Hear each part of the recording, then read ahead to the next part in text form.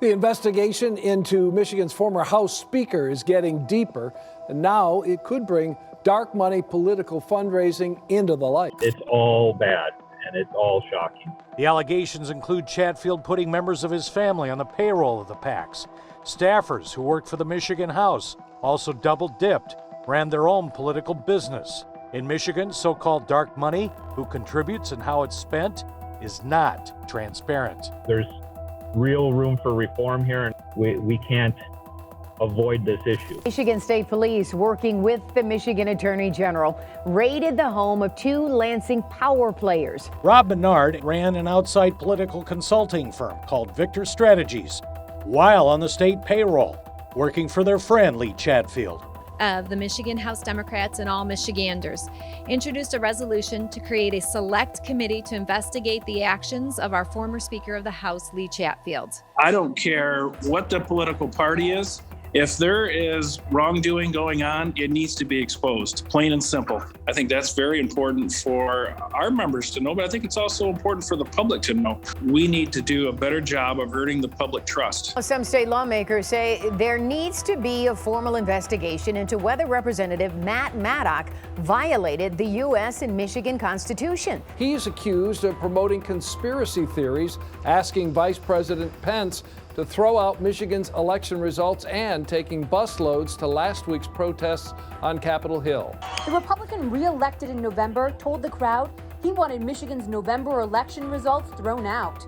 This comes after he for months made allegations of election fraud that courts did not just dismiss, but flat out said were not credible allegations. Rudy Giuliani appearing before the bipartisan House Oversight Committee for hours, claiming the election was stolen from President Trump. Important to point out that Bill Barr, the U.S. Attorney General, said the Department of Justice has looked into these allegations of widespread election fraud and have found no evidence to back it up. The FBI is on the move in Michigan, serving federal subpoenas to those who signed on as false electors for former President Donald Trump. Former Michigan GOP State Party Chair Laura Cox, in her deposition for the January 6th committee, testified there was a plot to have these fake electors hide in the Capitol overnight so they could cast their votes for Trump the following day. I told him in no uncertain terms that that was insane and inappropriate. Introduced a resolution this week to hold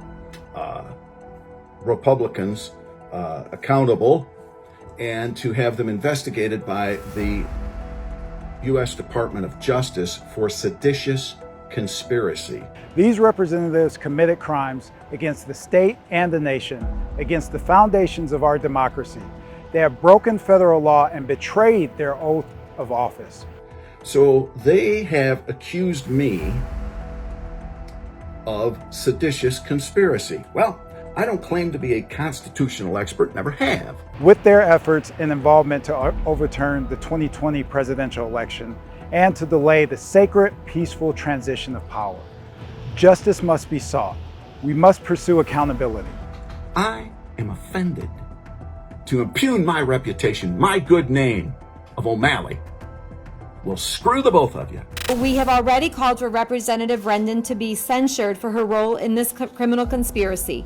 A bare minimum reprimand for her well-documented abuse of office in service to this plot to overthrow the results of the 2020 presidential election.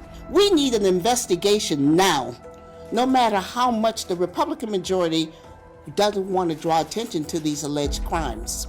Michigan's Attorney General Dana Nessel is requesting a special prosecutor to look at the case of several prominent political and law enforcement figures allegedly conspiring to illegally obtain voting machines. 9 people were investigated for possible involvement, including Berry County Sheriff Dar Leaf, current GOP nominee for AG Matt DePerno, and State Rep Dari Rendon. County clerks trying to convince him to hand over voting machines and digital logbooks. Now, according to the AG's investigation, they got their hands on several and could now face criminal charges for doing so. You can't touch them, you can't turn them around, you can't do anything with those machines.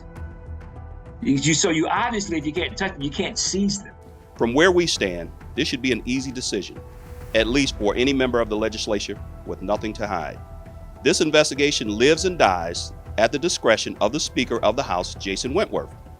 So in a sense, we're here today for 2 reasons. not just for the actions or alleged actions of the former speaker, but also the inaction of the current one. The people of Michigan deserve answers. We've spoken loudly about the alleged corrupt efforts of former Speaker Chatfield and about the alleged seditious, corrosive efforts to undermine our democracy, taken up by large groups and single actors.